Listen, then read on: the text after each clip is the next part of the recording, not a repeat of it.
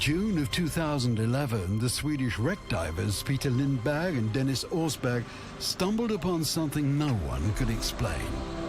Nearly 300 feet below the surface of the Gulf of Bothnia, the sonar suddenly showed an astonishing image. Down there in the cold, dark Nordic waters lay an anomaly, an object no one could identify. It was almost perfectly round, 180 feet in diameter, and it looked like a UFO. Now they're about to experience the adventure of a lifetime. They will embark upon an expedition in an attempt to find out what it was they saw that day. They found what can only be described as the wreckage of a spaceship. At first one wouldn't have an explanation for what this actually could be. It could be man-made. Vad i helvete? Allvarligt, som en häxring alltså. You don't get any answers. You just get more questions. It's an emotional roller coaster. Du måste ju vara med där. It's my planning and I am a bit anxious about it. If anything happens, we're smoked. You're threatening me and my kids.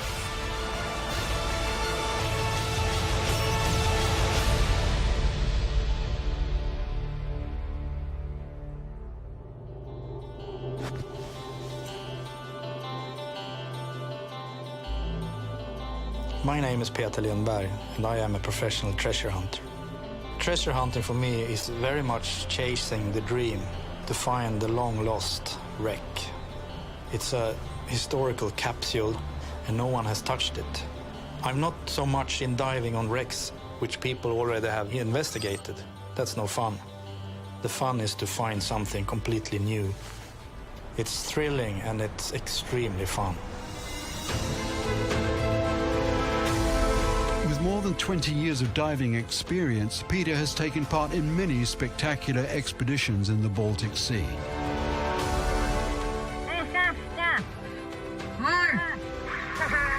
In 1997, he explored the wreck of the Jönköping, a Swedish merchant ship that sank in the First World War.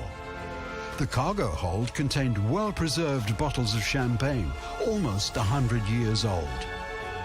It turned out to be a substantial find. The bottles were auctioned off at Christie's for the record price of £2,200 a bottle. That was in 1998. Today, the collector's price is about 21,000 euros. Together with his friend and entrepreneur Dennis Orsberg, he started the deep-sea exploration company, Ocean X Team. What drives me is curiosity, and I have always been a curious guy, an explorer, and I want to find out new things. To find that thing that nobody else have found is some sort of long-term goal. The territory for Dennis and Peter's expedition is centered in the Baltic Sea, high up in the north of Europe, off the coast of Sweden, and 8 other bordering countries. Throughout history, many ships have been lost in these international waters. It has been said that the Baltic Sea and the Gulf of Bothnia hold more than 100,000 wrecks.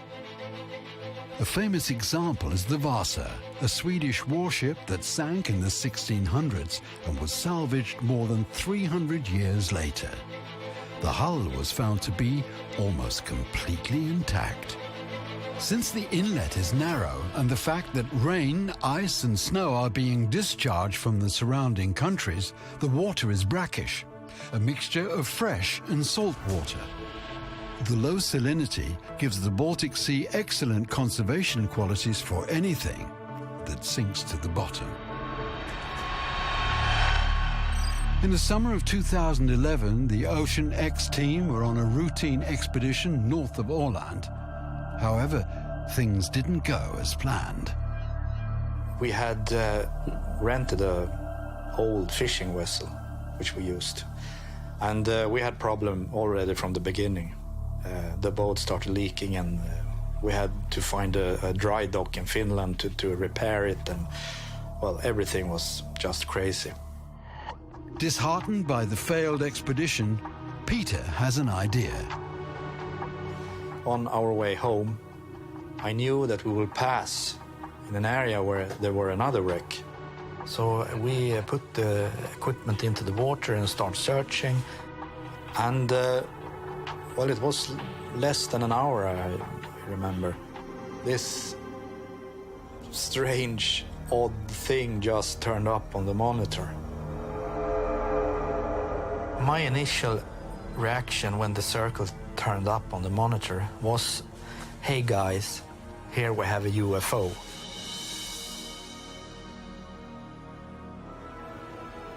I got goosebumps all over my body.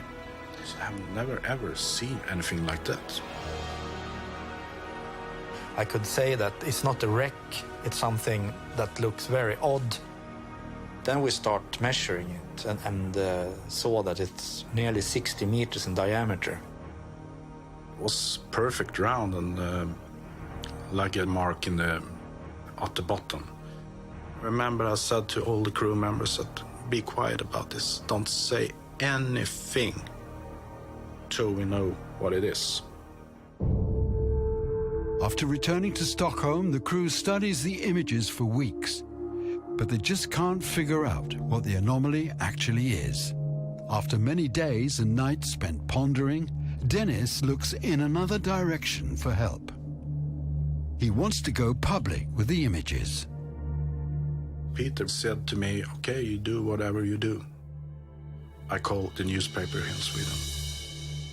That was the start of a new life.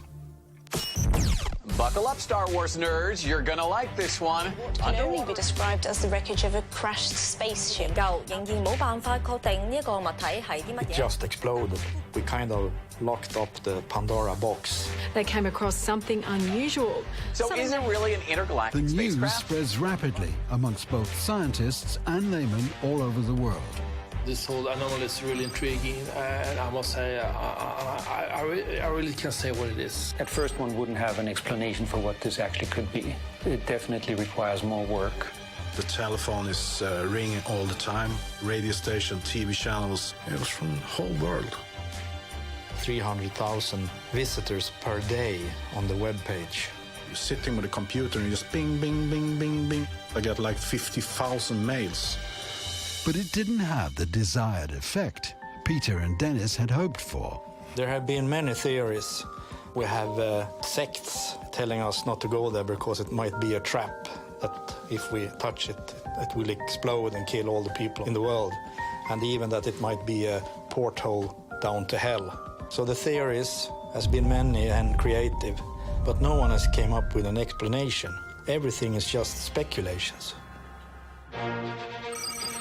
After a year of analyzing, researching and sponsor hunting, it's finally time to head out to the mysterious object. The expedition requires state-of-the-art technology, staff and mountains of supplies, which is very costly. The budget is set to 120,000 euros. Every day has a price tag of more than 20,000 euros, which means they have less than a week to succeed.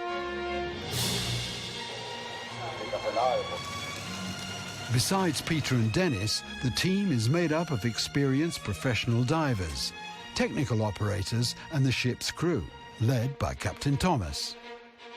Hörru, varför står de här förbannade kaffekopparna? Det där är min, det där är din. Nej, det här är inte min, den här är halvfull. Det är garanterat inte min. Ja, det är inte min. I'm in charge of everything. It's my responsibility to have a safe ship and for all members aboard. Peter! Ni behöver inte skrika, tack. Va? Du behöver inte skrika idag. Varför då? Inte för jag vill vara tjatig, men vad fan är värmen? The captain is the boss and he knows what he's doing. Kan någon jävel slå på den där så jag slipper frysa hela helvetet? Men ja. And of course you get annoyed when he coming down screaming at you, but of course he's right. Åk bort och hämta biljäveln och koppla ihop skiten och hit med grejerna. Jag blir så förbannad.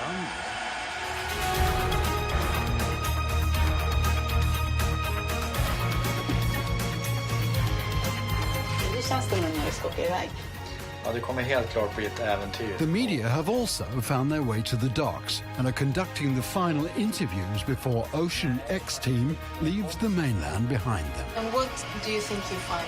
I'm very excited. But at the same time, I'm quite anxious because a lot of people are watching this. There's no time for screw-ups now. When it's finally time to cast off, disturbing weather reports begin to come in.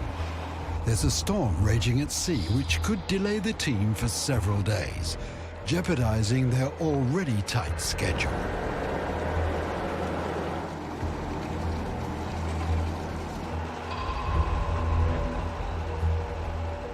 The Ancillus is moving slowly through the great archipelago towards the open sea, allowing the storm time to pass.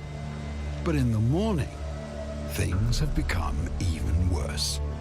The bad news troubled Captain Thomas. Dennis and Peter gather round to hear the verdict.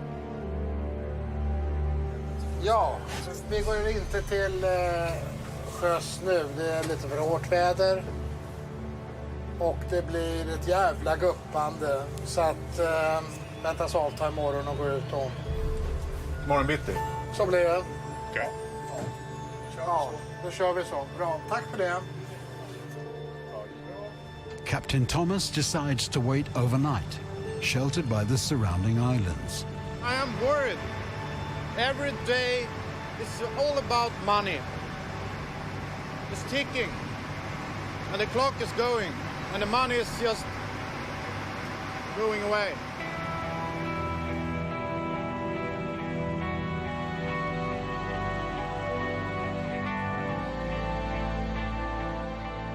Every hour we spend here is another loss on the object. That means less chance to find out what it is. There are many ideas about what the anomaly might be. The most common theories that come from people around the world can be divided into three main categories: extraterrestrial, man-made, or natural phenomena. The idea of intelligent life forms existing somewhere in the universe is not inconceivable. Whether there have been visits from other civilizations or not is an intriguing belief. The association with a flying saucer is obvious when looking at the smooth, round shapes of the anomaly.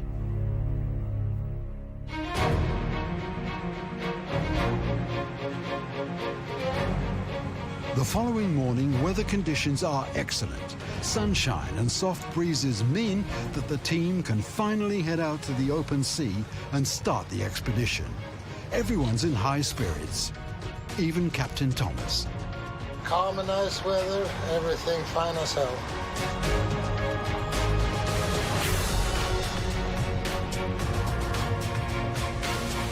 The feeling is quite relieved.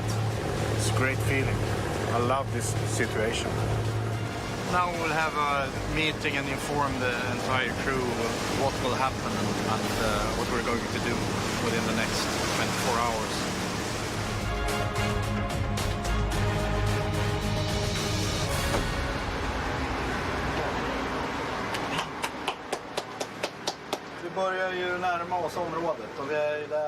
The first challenge we have is to find the object again. And I know that that's always a problem. But we have very sophisticated equipment now, so it shouldn't be any problem.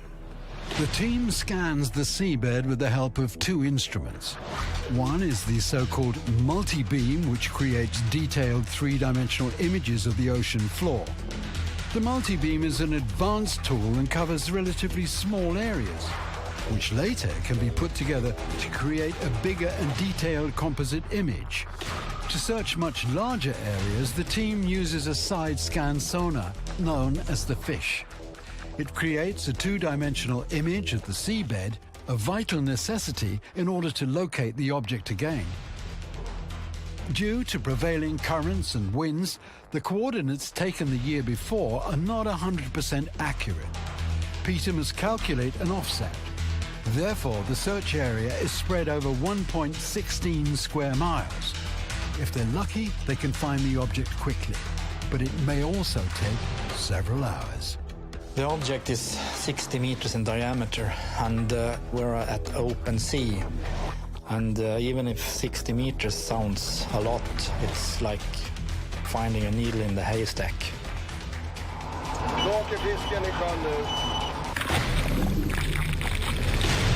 The Anomaly lies in international waters, and other nations' authorities around the Baltic Sea have shown an interest in the object. Therefore, the coordinates have been kept secret. Being under surveillance is not a risk worth taking. We have informed the entire crew that they had to turn off all kind of tracking device in their phones. But I think it's impossible to protect ourselves from being tracked. Even if strict radio silence is observed on board, it looks like the Ancillus has got company. Suddenly we saw in the distance that this must be some kind of Navy ship heading directly on us. 85 miles. Big? Turned out to be a Navy ship, and actually a Swedish one. And it shouldn't be lurking around in those waters. Sänkte i fart, det var snäll och jävlig var han. Tack ska du ha, din lilla fan. They just stopped and were laying there, and we were going in a search pattern, and they were in our way. But then they went off, heading north. As the corvette disappears into the distance, the crew focus on scanning the ocean floor again, aware now that they're not alone. The search has been going on for several hours when night falls. Most of the crew have gone to bed, and Peter and Dennis take the first night shift.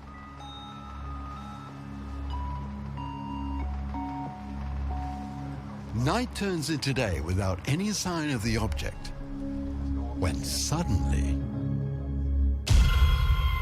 We have lost our side scan sonar, and it's only the drum standing on aft deck, and the rest is on the bottom right now. In situations like this, Peter needs to make a critical decision, and he has to make it fast. To lose the side scan sonar means that it will take a much longer time to search the area, because with the multi-beam we don't have the width, so we will lose a lot of time. And time is money. Peter faces three alternatives. Either they keep searching using only the multi-beam, or they head back to Stockholm to get a new side scan sonar. Both of these alternatives will cost time and money.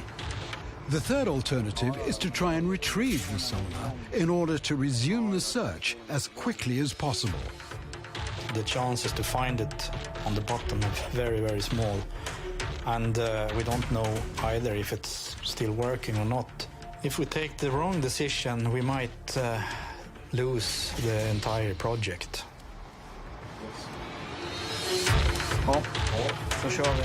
Finally, Peter decides on the third alternative. Ja, det är jag orolig för. Om det går att laga det inte. Nej, man har kört in någonting. The Ancillus arrives at the position where the equipment is believed to be lost. The fish is too small for the multi-beam to locate, so they have to use a remote-operated underwater vehicle, also known as an ROV. We have a 200-meter cable on the side scan sonar, so we hope it will be on like a line on the bottom. The ROV has a small grabber arm that Floris, the operator, hopes to use to reel in the fish. But first, they have to find the cable, and time is ticking away. Finding the cable is one thing. Grabbing the cable with the ROV is another thing, because the bottom is very, very soft, and the visibility is gone directly as soon as the ROV getting close to the bottom. So even if we find the cable, it might be gone in a second. Luck is on their side, and the cable is found almost immediately. Now they have to focus on grabbing the cable in zero visibility. Floris relies on his gut instinct and pure skill to succeed. Fisken går ju ner och sen så kommer ju den efteråt då liksom. Oj. Jag tror du greppar den. Så öppnar den är bak och fram den här.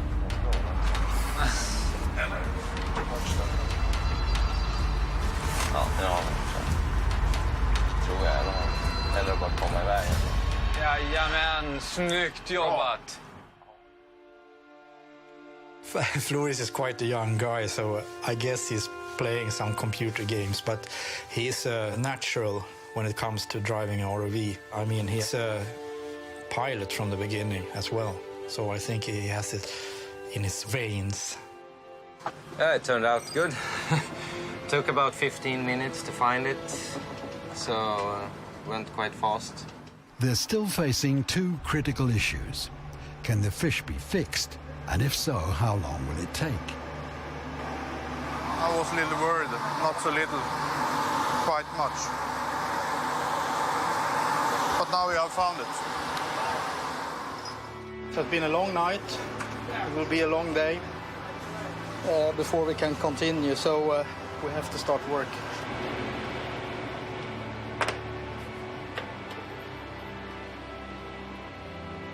After hours of repairing, the crew finally managed to mend the fish. But this entire side operation has cost them nearly 6 hours. Inevitably, this lowers the onboard morale. Well, we have been searching now for 18 hours, but we had a break for 6 hours when we had the side scan fish on the bottom. But we have been working for 12 hours, effectively. And we saw a shadow a few moments ago, so we will go back and have a look again. So maybe we'll find it in a couple of minutes. But day turns into night again, and still no trace of the anomaly. The whole team is resting except for the divers Stefan and first mate Kai, who are working the night shift. Kai is steering the boat, and Stefan is carefully tracking the monitors. Of course, we're getting frustrated when we can't have the exactly spot where the object is.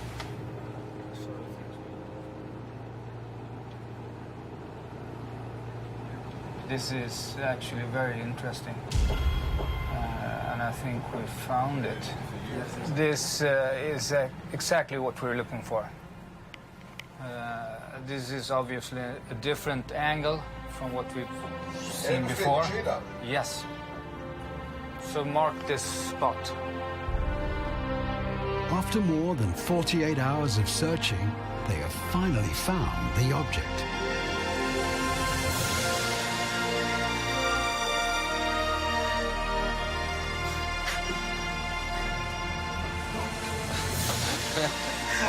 Peter,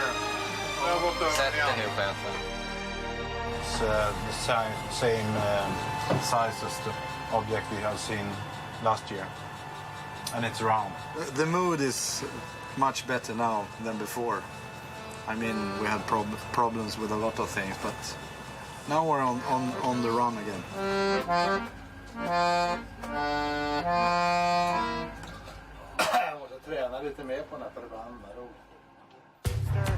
And then we drop the anchor. Now they must proceed with extreme caution, since they don't know what lies beneath them.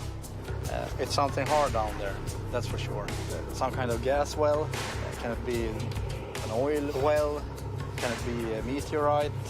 If 95% of our fans were right that there is an alien spacecraft down there, of course that would be gold, if it's not lethal then. I'm very confused, to tell the truth. I think we can dismiss a lot of theories as soon as we have the first glimpse of the object. But before even considering diving for the object, they have to get a clear picture of the environment below the surface and calculate the risks. They put the ROV to work. I just put a normal diving gauge on the ROV to be able to measure the temperature and the depth of all the operation of the ROV. That is very good for us to know when we are planning our dives in the future. Nothing is left to chance. Besides the temperature and depth, the ROV will examine the currents surrounding the object and retrieve material from the bottom that can be analyzed. I mean, it can be dangerous. We have no clue what it can be down there. Chemicals or mechanical things, poison of some kind. We have to know if there's any risk down there before we send down the divers. 55. Going strong. 60. The Anomaly rests at 90 meters, that's 300 feet below the surface. At these depths, the visibility can be very restricted, especially when soft bottom sediments are stirred up by the ROV. Ta sig ur molnen här så att man får någon sikt. Therefore, the team uses its sonar system to get the first close-up images of the object.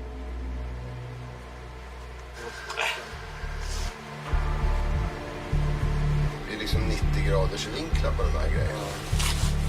Fan, är det?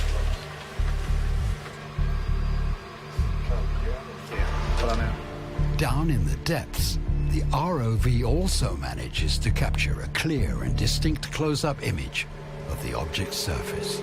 Där ligger de. En kant. Ja, en helt rak. Helt rak kant. Ser du? Ja. Det är för fan betong. Ja, det ser fan ut så. Det gör det verkligen. Det är betong. Som betong. Vad i helvete? Är det? Men du, Stefan, kan berg se ut sådär? Det kan ju inte vara betong, men det kan ju vara... Sandsten kan se ut sådär. Ja. Jo, det brukar inte finnas här. Nej, inte här. Too early to say now, but it's something, for sure. It is. It looks like a man-made. The man-made theory is also very common amongst the Ocean X team's followers. Some people refer back to the mythical underwater city of Atlantis. Others think it's a megalith, a sort of submerged Stonehenge. There are other findings around the world that are difficult to explain, like the Yonaguni, for instance, outside Japan, an enormous underwater structure that looks man-made. Other theories concern modern man-made structures, like the Russian warship Novgorod, built in the late 1800s, or even the mysterious Nazi flying saucer Haunebu. Some people think that it might be the concrete foundation of a lighthouse, but they are normally situated in shallower waters. Others think of giant cable drums, except that the biggest known drums barely reach half the size of the Baltic Anomaly.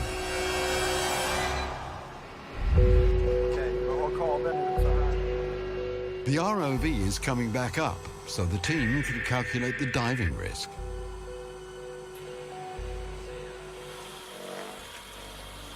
Since they still don't know what the object is, all possible precautionary action is being taken.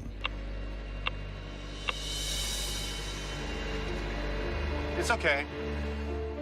With sufficient information about the underwater environment and no lethal radiation readings, the team begin planning and preparing for the first dive. Stand by, dykare då. Får ni ha någon? Ja.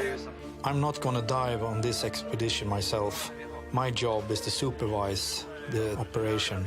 It's my planning, and in the end, if something happens to them, it's my neck.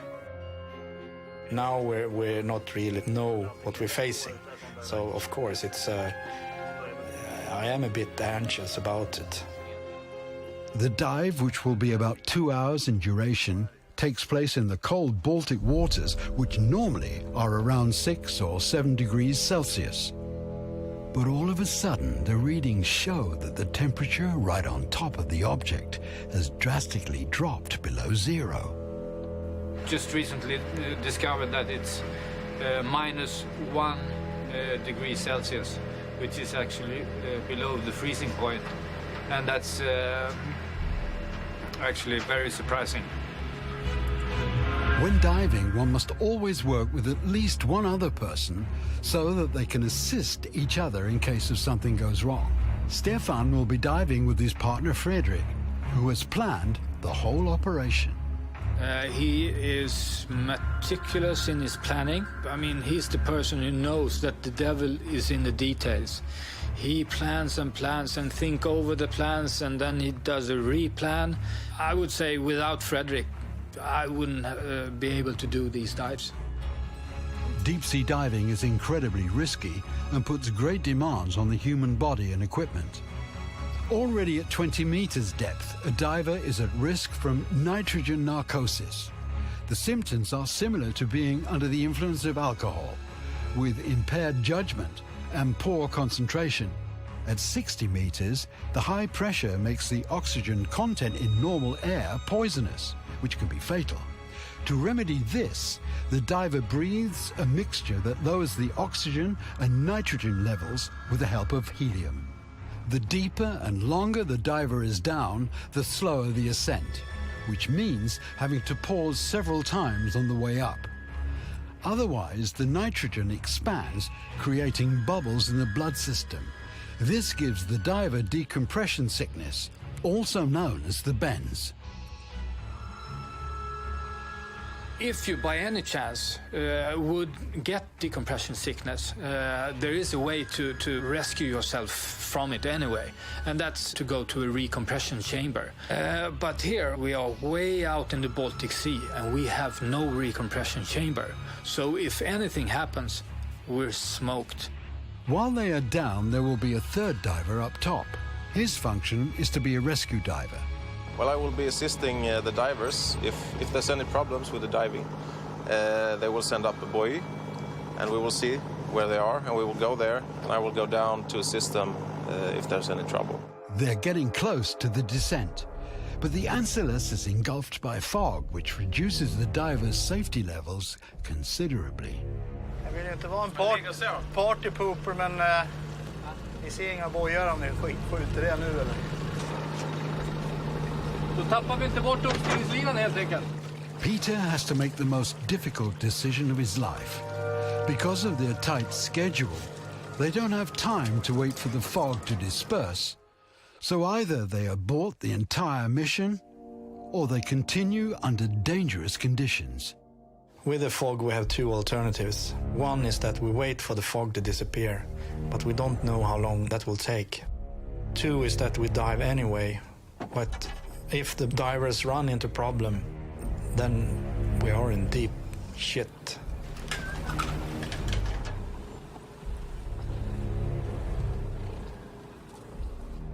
But we have taken the decision that they will dive anyway.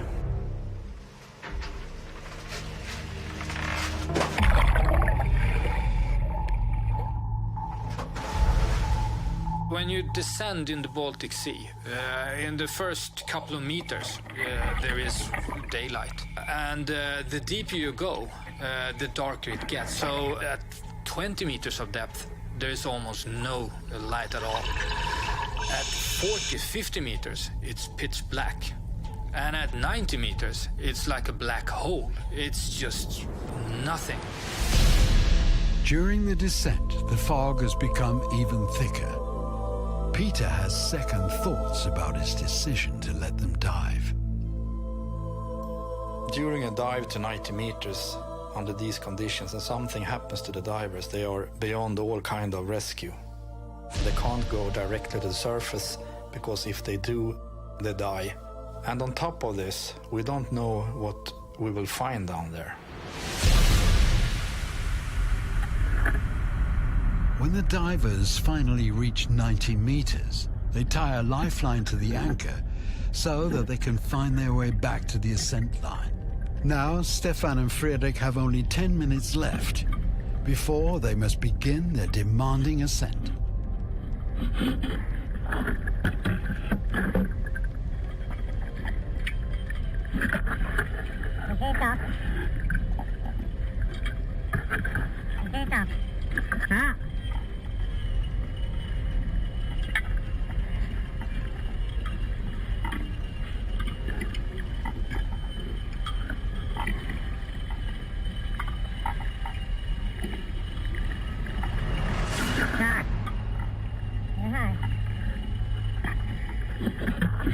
When we went down, we had the sonar pictures in our mind. And a thing to remember is that when you see a sonar picture, that's actually 60 meters in diameter. And when we got down in pitch black water, you only see sort of 1 meter ahead of you. So when we see the anomaly underwater, it is nothing like the sonar picture. We have no clue what it is. Of course, the question starts to grow in your mind. When we swam over it, it looked like concrete or cement. And when we touched it, it turned black. What I've seen that it looks somewhere like this is when you have burned plastic or anything that's burned or melted. And that was very mysterious for us. The 10 minutes that Stefan and Frederick had left on the object are already up, and the slow but dangerous ascent begins. The longer we stay down there, the longer it will take to get back to the surface. 10 minutes at 90 meters of depth, it will take around 90 minutes to get back to the surface. De är på 15 meter nu och har 57 minuter kvar till ytan. You're anxious and you're nervous standing up there, not knowing if it has worked well for them or not. Just waiting for an emergency buoy popping up somewhere, and then you have a really stressful situation, trying to save the divers.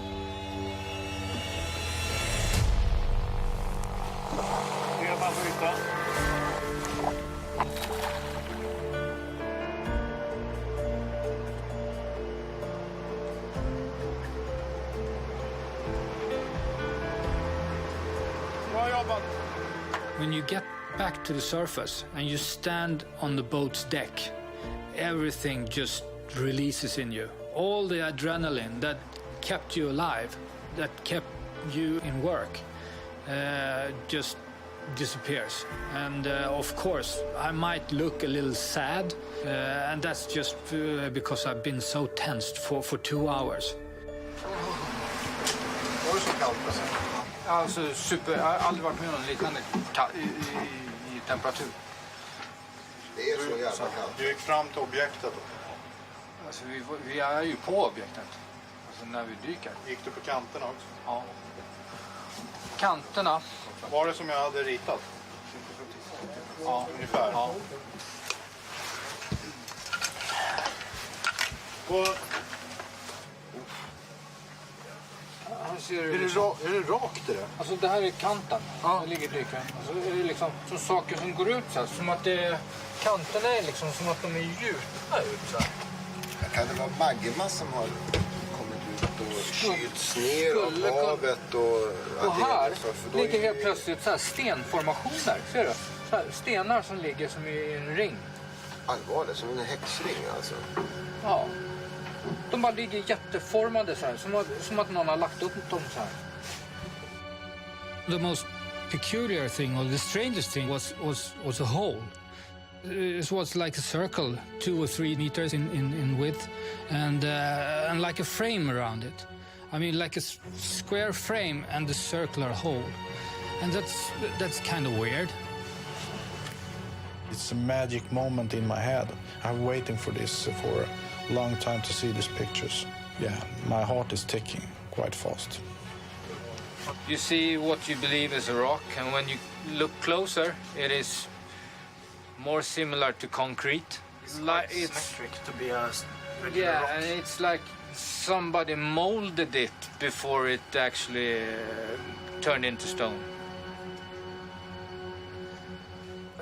The amazing thing here is that you don't get any answers.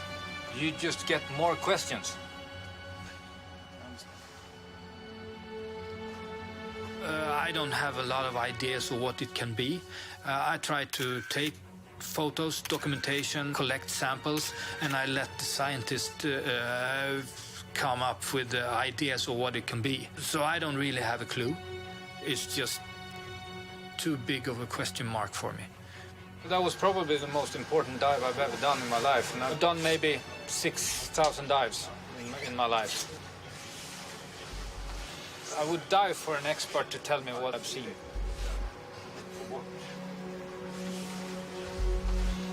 Helt otroligt. After a dive like this, Stefan and Frederick have to spend about 12 hours on the surface before it's safe to go back down again. Therefore, they've run out of time. So early next morning, the crew weighs anchor and the ship heads back to dry land again. We didn't get so many dives as we wanted to. And another big problem is that the multi-beam data, which creates the 3D image of the bottom, is incomplete. We have spent a lot of money on it, and it was very important for this expedition. But the positive thing is that we have brought some samples up, so I hope it will be enough for some experts to give us some answers. It's a strange stone, it's black. There can be a natural reason for that. It looks like it burned. But why? I don't know. The last of the three most common theories is that the anomaly is a natural phenomena, either a structure caused perhaps by a gas pocket or a volcano throwing up lava, which consequently created the mystical anomaly. And there are also several theories claiming the anomaly to be a meteorite.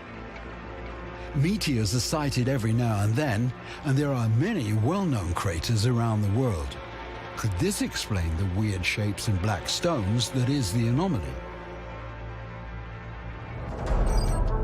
The time has finally come to get some answers. Peter and Dennis start off with a meeting with Andreas Olsson, an expert in underwater archaeology. To me, it looks like I wouldn't perhaps call it a wall or that it's something you can walk in. But it's definitely a very sharp edge, and I haven't seen this before, and when I just look at it now, it definitely looks like man-made. Very interesting. It's looked man-made in my eyes, but he's the knowing guy, scientist, and when he says things like that, I'm just... If it is man-made, it must be carved out from the cliff itself, because all you see there is a hard surface. It's a mineral or something. My immediate reaction was that this is some kind of concrete construction, something modern. I would think 20th century or perhaps late 19th century. But it definitely, from the imagery, it looks like it could be man-made. To me, it looks like when you look at that sharp line, that it has a very different density. Yeah. And it almost looks like it's like steel or something, because it's a much harder echo. Don't you agree? Yeah, I do. You have to deal with very many different kinds of experts here to get a full picture. Yeah, for sure. That's the next step. So the regular shape means the object could be man-made. But if that's the case, where do the burnt-looking stones come from? Could it perhaps be explained by volcanism in the Baltic Basin? Marine geologist Martin Jacobson at Stockholm University might have the answer. That would certainly be extremely interesting, because that would mean we have volcanisms at a time where I wouldn't expect it at all. It is a very exciting result purely scientifically that I would be interested in to even go further and look into. If the burnt stones are not from the Baltic Basin, were they heated somewhere else? Like, for example, the outer atmosphere, meaning that the anomaly would be a huge meteorite resting in the depths. We have very nice example of meteorite impacts in Sweden, but it would probably be a bigger imprint in the bedrock geology around, and we would have seen that in maps and anomalies before. So it doesn't point to that to me. Peter and Dennis need more answers. They meet the geologist Volker Brukert, who has more than 30 years of experience with rocks. he has examined the material and is ready to give his opinion on how the rocks were created. All right, so if you look at the side that I sort of smacked clean, you see it has very fine crystals that indicate that, fine crystals often indicate that we had a molten rock, and the molten rock chilled very rapidly, and therefore the crystals didn't have time to grow. And therefore, that's how we identify a volcanic rock. So, I don't know why you find a volcanic rock in the middle of the northern Baltic. My best interpretation is that glaciers have transported it there. So it's official. The rock is volcanic, which might have been transported there by glaciers. But how can the anomaly's weird shapes be explained? Peter and Dennis show Folker the video material, hoping it would reveal more clues. Och där har du flera stycken utav dem. Och det är bara uppe på föremålet vi har här. Jag har ju inte sett den hela. Det ser verkligen ut som någon skulle ha gjort det. Det ser ut som det. Ja, precis. Could the shapes be explained by something lying beneath the volcanic rock surface? It looks like a crust. Yeah. It looks like a thick crust. We have this black material shining through the cracks. What do you mean? But that could just be the mud that's sort of... No, this is not mud. Oh, okay. This is okay. So this is a hard surface here. One would have to see whether the material that's really underneath is the same as the one that's on top.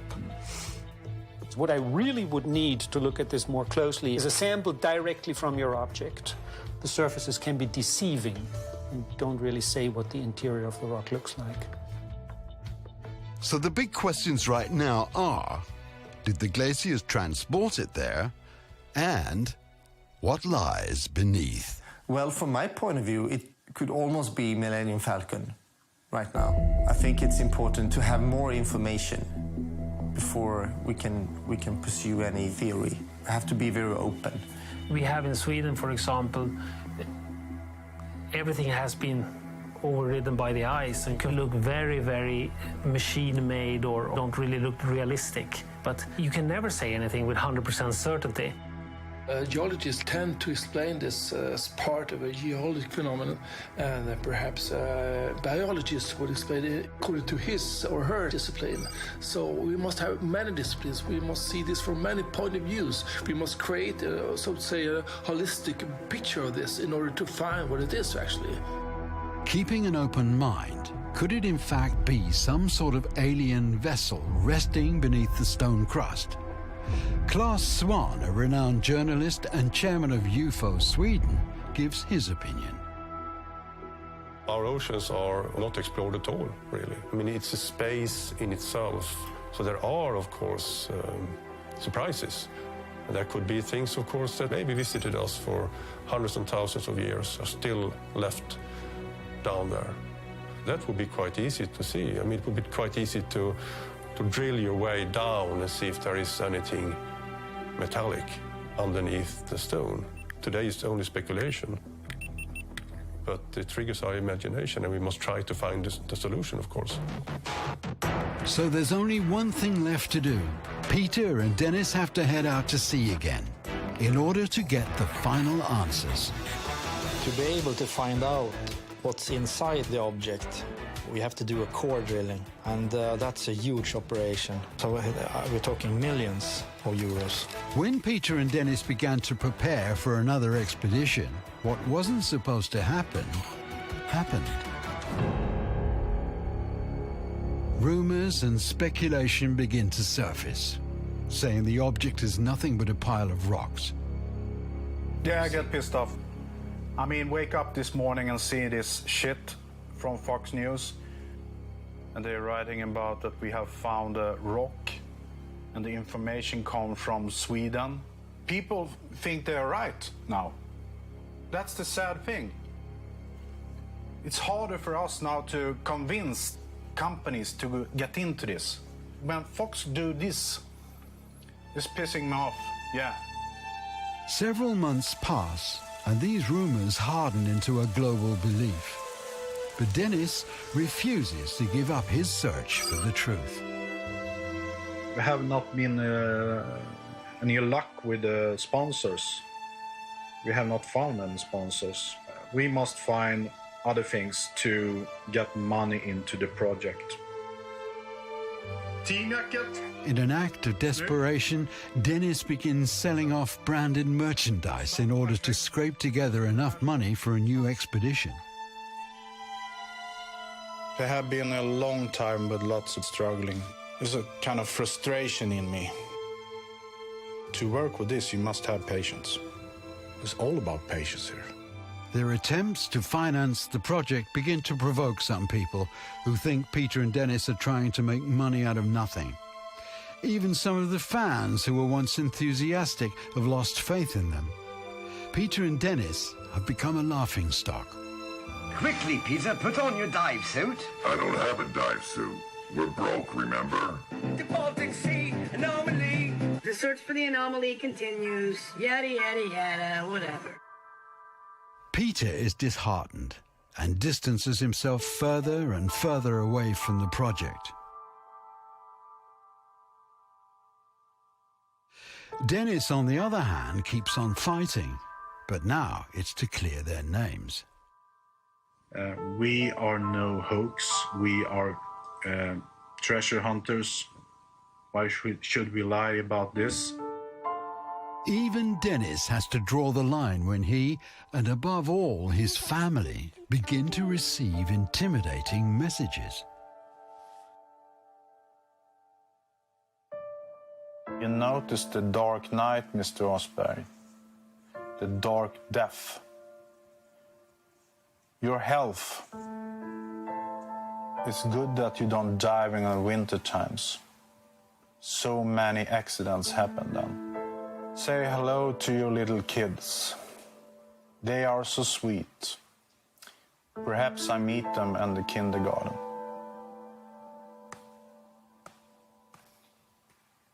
What have I done to deserve this?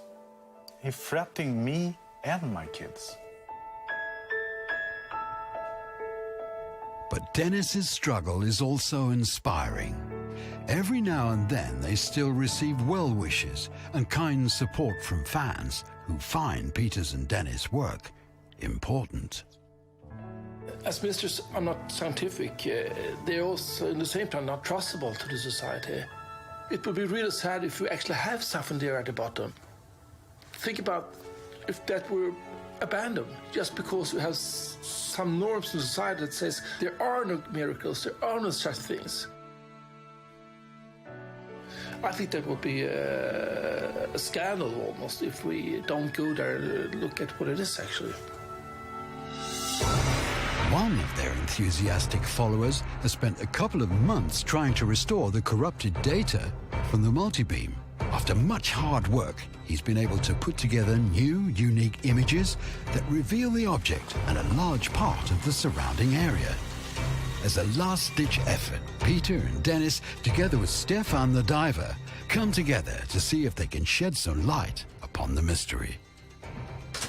This is going to be very interesting for me to see a bigger view, to take a step back, actually 2 steps back, and see the whole picture. What we will see is very interesting because we have just seen it as a 2D side-scan sonar image.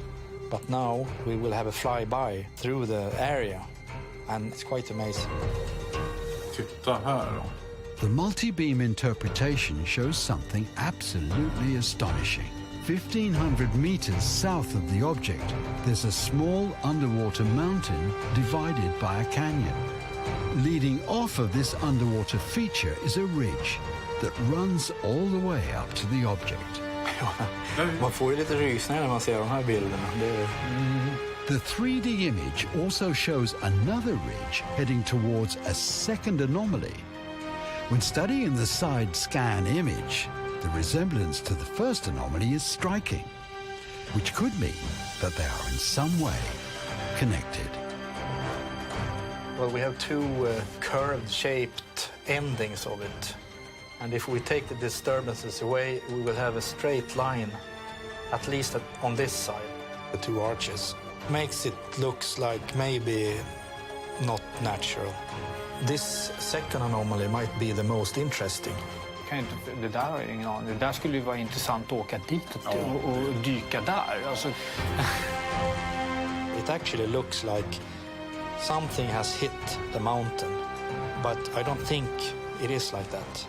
I think it is a coincidence, but I don't know.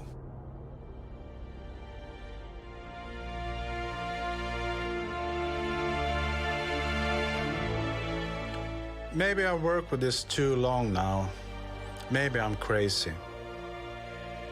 But in my eyes, I see a crash site.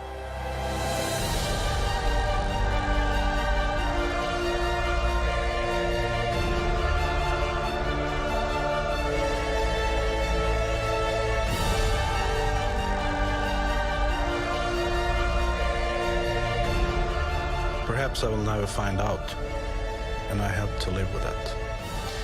But one thing is for sure, I will never stop thinking about it. I'm divided in two about an answer. It might be a very boring answer, and maybe I can live without that. Or the answer will surprise me. And in that case, I'm looking forward to it.